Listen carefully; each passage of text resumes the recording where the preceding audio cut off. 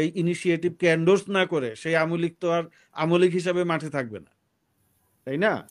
আপনার এই তাহলে পরে ধরেন আমি মনে করি যে আওয়ামী লীগের জন্য সামনের রাজনীতি করা খুব কঠিন, এটা সহজসাধ্য বিষয় না। সেটা থাকতেই পারে, একজন সেনা প্রধানের সঙ্গে নানা দেশের সঙ্গে ধরেন ভিতরে ভিতরে যোগাযোগ থাকে, সেটা নানা অনেক কিছুই থাকে, কিন্তু এই মুহূর্ত পর্যন্ত আমরা সেনাবাহিনী বিশেষ করে সেনা প্রধানের যে অবস্থান দেখেছি সেটা আমার কাছে খুব ইতিবাচক মনে হয়। শুরু থেকেই ছিলেন না, ওনার দল এটার পক্ষে ছিল না। সেই জায়গা থেকে যেটা হয়েছে আপনার এই অন্যান্য অনেক রাজনৈতিক দলও ছিল না, কিন্তু আমরা যেটা জানতে পেরেছি যে প্রধান উপদেষ্টা একটা শক্ত অবস্থান নিয়েছিলেন। আমার আমার মনে হয় না সামনের নির্বাচনে আওয়ামী লীগ আসতে পারবে। এখন ধরেন যারা বিপ্লবের পক্ষে ছিল তাদের মধ্যে নানা বিষয়ে মত ভিন্নতা মত দ্বৈততা আছে বটে, কিন্তু আওয়ামী লীগ ইস্যুতে কিন্তু তারা আবার সব এক হয়ে যাবে। বিষয়টা এইরকম না যে ধরেন ছাত্রদের সঙ্গে এখন বিএনপির দূরত্ব বেড়েছে, জামাতের সঙ্গে বিএনপির দূরত্ব বেড়েছে, কথাবার্তা হচ্ছে, পাল্টাপাল্টি আক্রমণ হচ্ছে, কিন্তু আওয়ামী লীগের যখন ইস্যুটা আসবে তখন কিন্তু সবাই এক হয়ে যাবে। আমরাও সরকারের সমালোচনা করছি, বিএনপির সমালোচনা করি, জামাতের সমালোচনা করি, কিন্তু যদি আপনার আওয়ামী লীগ ইস্যুতে আসে আমরাও তো এক হয়ে যাব, তাই না? তো সেই জায়গাটাই আমার মনে হচ্ছে যে আওয়ামী লীগের নির্বাচনে আসার সুযোগ কম। যদি আমরা দেখি যে আওয়ামী লীগকে নির্বাচনকে আনার জন্য কোনো পায়তারা করা হচ্ছে, তাহলে আমাদের তখন সিগন্যালটা বুঝে নিতে হবে যে নির্বাচন পিছানোর বা বিলম্বিত করার একটা প্রক্রিয়া, সেই প্রক্রিয়ার অংশ হিসেবে আওয়ামী লীগের কার্ড মাঠে ছাড়া হবে, মানুষ আবার মাঠে নামবে, আন্দোলন করবে, ঘেরাও করবে, তার মানে কি নির্বাচন পিছিয়ে যাবে। আমার কাছে মনে হচ্ছে সার্বিকভাবে আমি আওয়ামী লীগের রাজনীতি করার আর কোনো সুযোগ দেখছি না, অন্তত আগামী 15-10 বছরে। আমি রিপিট করলাম, বিকজ কিছুদিন আগে আপনারা হয়তোবা দেখেছেন যে মানব জমিন থেকে একটা পত্রিকা বের হয় জনতার চোখ। সেই জনতার চোখে আমাদের যে বর্ষিয়ান সাংবাদিক, অভিজ্ঞ সাংবাদিক মতি ভাই, সর্বজন শ্রদ্ধেয়, উনি একটা কিন্তু প্রতিবেদন তৈরি করেছেন এবং তার প্রতিবেদনে বেশ কিছু ইঙ্গিত আছে। সেখানে কিন্তু বলা হয়েছে যে তরুণ 7-8 জন নেতাকে দিয়ে আওয়ামী লীগ সংগঠিত হওয়ার চেষ্টা করছে। এখন আমি যতটুকু বুঝতে পারলাম, এই তরুণ 7-8 জন নেতা যাদেরকে দিয়ে আওয়ামী লীগ সংগঠিত হওয়ার চেষ্টা করছে এরা শেখ পরিবারের কেউ না। এই শেখ হাসিনা না বা তার সন্তানরা না, শেখ রেহানা বা তার সন্তানরা না। এই বাইরের যারা তরুণ নেতৃত্ব আছে তারা যদি বিকল্প আওয়ামী লীগ গড়ে তোলে, এই শেখ মুজিবের পরিবারই তো সেটা মানবে না, তারাই বাধা দিবে সবার আগে। এবং তারা যদি এই এই এই ইনিশিয়েটিভকে এন্ডোর্স না করে সেই আওয়ামী লীগ তো আর আওয়ামী লীগ হিসাবে মাঠে থাকবে না, তাই না? আপনার এই তাহলে পরে ধরেন আমি মনে করি যে আওয়ামী লীগের জন্য সামনের রাজনীতি করা খুব কঠিন, এটা সহজসাধ্য বিষয় না। খুবই একটা কঠিন অবস্থায় তারা আছে, তাদেরকে ছাড়াই নির্বাচনটা হবে বলে আমি মনে করি। তো আচ্ছা, আর আর প্রথম সচিবালয়, যে প্রশ্ন, জি বলেন। হ্যাঁ, প্রথম প্রশ্নটার উত্তর দিবেন, সাথে আমি যেটা যুক্ত করতে চাই যে সচিবালয়ের যে তদন্ত রিপোর্ট আমরা দেখেছি বা সিসি ক্যামেরার ফুটেজে আমরা যেটা দেখেছি, সেটার মধ্যে আপনি কোনো পার্থক্য দেখতে পান কিনা দুটোর মধ্যে?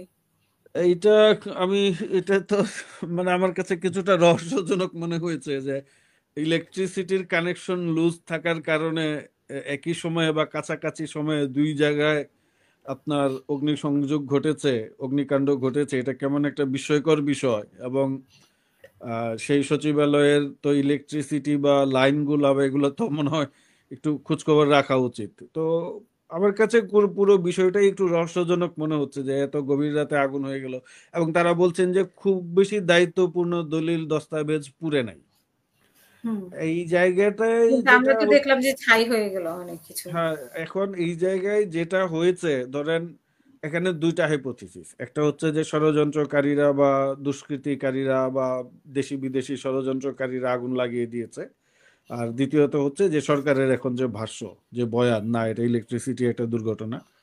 তো সেই জায়গা থেকে আমার কাছে মনে হচ্ছে যে আমরা এমন একটা রাজনৈতিক পরিস্থিতিতে উপনীত হয়েছি, এবং পাশাপাশি সরকারের কিছু সিদ্ধান্ত এই সন্দেহকে আরো ঘনীভূত করেছে। আমাদের দেশে ওভারঅল মুটের উপরে যে বিষয়টা হচ্ছে, আমাদের সরকারের উপর জনগণকে, আমরা জনগণ ভোট দিয়ে সরকারকে নির্বাচিত করে বটে, কিন্তু সরকারের উপর জনগণের আস্থা থাকে না। এবং সবচেয়ে বড় সমস্যা হচ্ছে যারাই জনগণের ভোটে বা যেভাবেই নির্বাচিত হন, হওয়ার পরে জনগণের পালসটা বুঝতে পারেন না, তারা ক্ষমতায় গিয়ে মনে করেন যে আমাদের মতোই জনগণ ভাবছেন।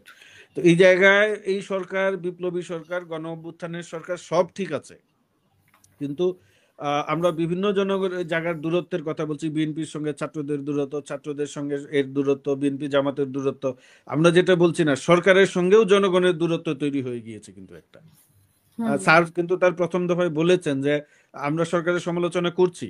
কেন করছি? কারণ জনগণের ধরেন নির্বাচন সংস্কারের বাইরেও কিছু কাজ আছে। কারণ আপনি কিন্তু দীর্ঘমেয়াদে ক্ষমতায় থাকছেন, আপনি কিন্তু আগের তত্ত্বাবধায়ক সরকারগুলোর মতো 3 মাসের জন্য ক্ষমতায় আসেন নাই যে জাস্ট আপনি একটা নির্বাচন দিয়ে চলে যাবেন। আপনি এখন 1.5 বছর, 18 মাস, 2 বছর, 1 বছর থাকবেন ক্ষমতায়। সেই জায়গায় কিন্তু নির্বাচন এবং সংস্কারের পাশাপাশি আপনার দৈনন্দিন জীবনের যে কিছু বিষয় আছে ওগুলো নিয়ে কিন্তু আপনাকে কাজ করতে হবে। আমরা কিন্তু সরকারের মধ্যে ওইসব বিষয়ে খুব বেশি কাজ দেখছি না। ধরেন আপনার আইন শৃঙ্খলা পরিস্থিতি, যেটা সেনাপ্রধান বলেছেন যে পুলিশের কথা উনি উল্লেখ করেছেন ওনার বক্তব্যে, তাহলে পুলিশ যেহেতু আগের অবস্থায় নেই, এখন কি হয়েছে? পুলিশের অনেক সদস্য পালিয়ে গিয়েছেন, কেউ কেউ জেলে গিয়েছেন। এই জায়গাটা আমি মনে করি সরকারের দ্রুত উদ্যোগ নিয়ে পুলিশ বাহিনীকে পুনর্গঠন করে জরুরি ভিত্তিতে তারা প্রয়োজনে যারা পূর্বে অবসর গিয়েছেন সেই অবসরপ্রাপ্ত পুলিশ কর্মকর্তাদের ফিরিয়ে আনতে পারেন। তারা কিন্তু আমি দেখেছি কিছুদিন আগে ট্রাফিক কর্মকর্তাদের ফিরিয়ে আনছেন অবসরপ্রাপ্ত।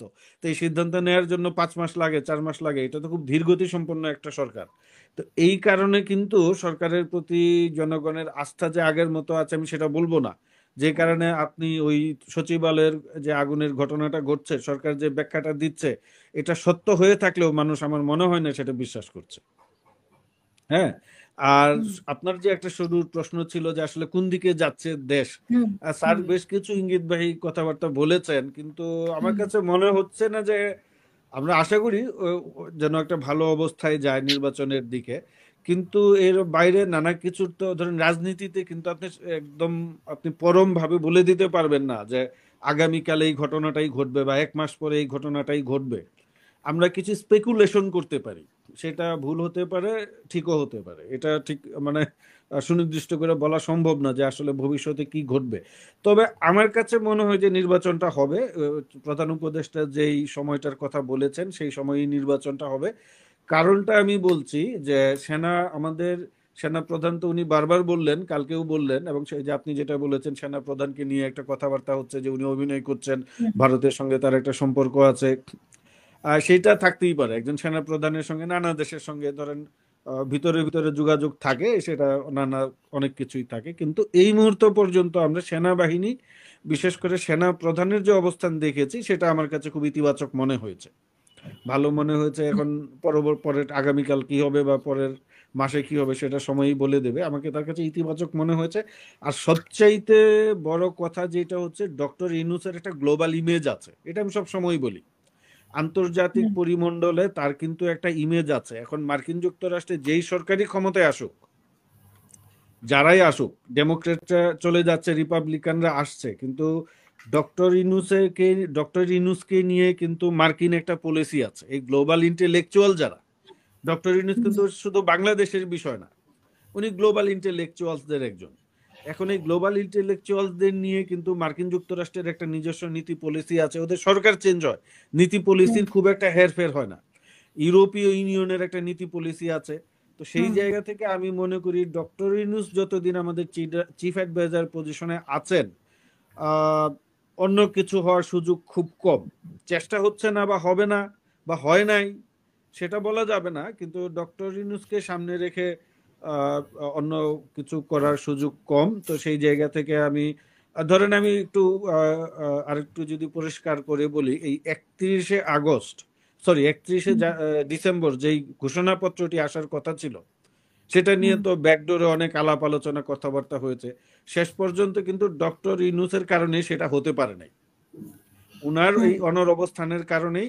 আমরা তো শুনেছি যে তারেক রহমানের কারণে হতে পারে নাই, আবার শুনেছি যে বাইরের একটা ছিল, হুমকি ছিল।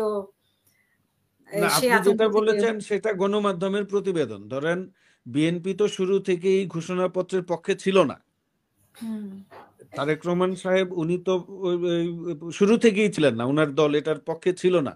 সেই জায়গা থেকে যেটা হয়েছে আপনার, এই অন্যান্য অনেক রাজনৈতিক দলও ছিল না, কিন্তু আমরা যেটা জানতে পেরেছি যে প্রধান উপদেষ্টা একটা শক্ত অবস্থান নিয়েছিলেন।